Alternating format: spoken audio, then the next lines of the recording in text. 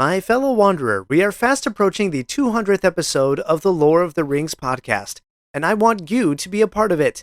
I'm bringing together voices from our wandering community to share their favorite passages from J.R.R. Tolkien's works.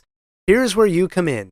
Share with me your most beloved lines from Tolkien and why you love them so much. And I may include your thoughts in episode number 200. So, what is your single most favorite line from Tolkien's tales? Head over to ringspodcast.com/survey to tell me what it is and why you love it so much. You might even be featured in episode number 200. But don't wait, because I need to hear from you by December 31st if you want to be part of episode 200. Again, that's ringspodcast.com/survey. Thank you for joining me in this special celebration. It is Christmas time. Welcome to this special Christmas episode of Lore of the Rings. Christmas is a beloved holiday celebrating the birth of Jesus Christ, and J.R.R. Tolkien, as a devout Catholic, shared a few heartfelt reflections about this season in his letters. His words reveal a blend of deep spirituality, a love for tradition, and an appreciation for the wonder of the holiday season. I'm Aaron, your host and guide to Wandering Middle-earth. Here on Lore of the Rings, my goal is to rekindle what Tolkien might call an old light, by inspiring you through Tolkien's words, ideas, and stories. In today's episode, I'll share a few thoughts about Christmas from Tolkien himself, as he wrote them in his letters. I hope these glimpses into his heart and mind will uplift you this holiday season, no matter what holiday you celebrate.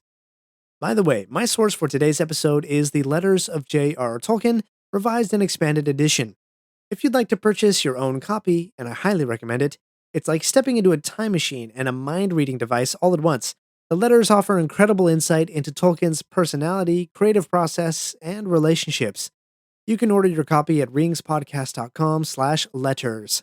Now, let's wander Tolkien's unique perspective on Christmas, starting with his earliest memories.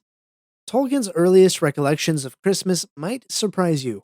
While many of us picture snow-covered landscapes and warm fires and evergreen trees, Tolkien's memories were quite different.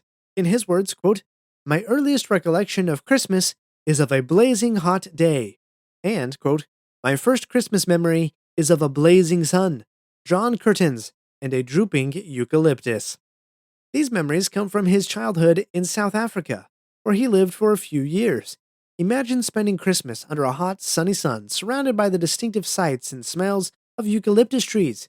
It's such a contrast to the wintry scenes we often associate with Christmas in the Northern Hemisphere. Tolkien's experience reminds us of the global diversity in how Christmas is celebrated. Even though his surroundings were unconventional by traditional standards, they left an impression on him. The connection between nature and memory, between place and experience, would later shape his storytelling. The natural world often plays a crucial role in Tolkien's works, serving as a backdrop and a character in its own right. His South African Christmases offer us an insight into how our early environments and experiences shape our perceptions of the world, and how those perceptions can inform our creativity. Now, let's fast forward to another Christmas in Tolkien's life, Christmas 1949. This was a momentous time for him, as he finally completed the first draft of The Lord of the Rings. He wrote, quote, "It was not until after Christmas that this goal, finishing writing The Lord of the Rings, was reached at last. It is finished, if still partly unrevised." Think about this for a minute. This towering work of literature, which took more than a decade to write, reached its completion during the holiday season. What a perfect time to celebrate such an achievement, and further evidence that The Lord of the Rings is indeed a Christmas story. The themes of The Lord of the Rings, hope, endurance, and the triumph of light over darkness, align beautifully with the message of Christmas.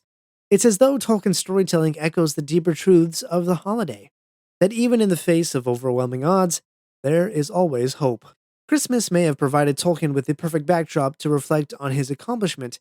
Perhaps the joy and wonder of the season influenced his final push to complete the work, but that's just pure conjecture on my part.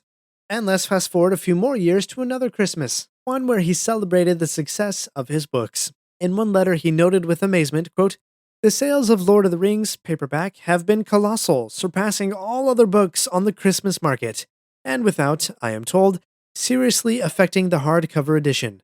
The Hobbit has rocketed too. It's fascinating to see how Tolkien's works became part of Christmas traditions for readers around the world. Perhaps it's because his stories resonate so deeply with the themes of the season: hope, courage, and the enduring power of friendship and love, not to mention light overcoming darkness. I myself have received several Tolkien books as Christmas presents. And annually, my family and I enjoy a marathon of the extended editions of The Hobbit and the Lord of the Rings trilogies. One of the most fascinating glimpses into Tolkien's creativity comes from a Christmas greeting he sent to a friend, written in the languages and scripts he invented. In this letter, Tolkien wrote, quote, "This is just to wish you a happy Christmas in Dwarf runes," and, quote, "This is just to wish you a very happy Christmas in two styles of Elvish script." Let's pause to think about what that means. Tolkien wasn't just wishing someone a Merry Christmas, he was doing so using two languages and three writing systems that he had painstakingly created. Imagine receiving such a note. It's not just a message, it's a personalized piece of art and a profound expression of his passion for creativity, storytelling, and connection. For Tolkien, the languages and scripts he invented weren't merely a whimsical exercise.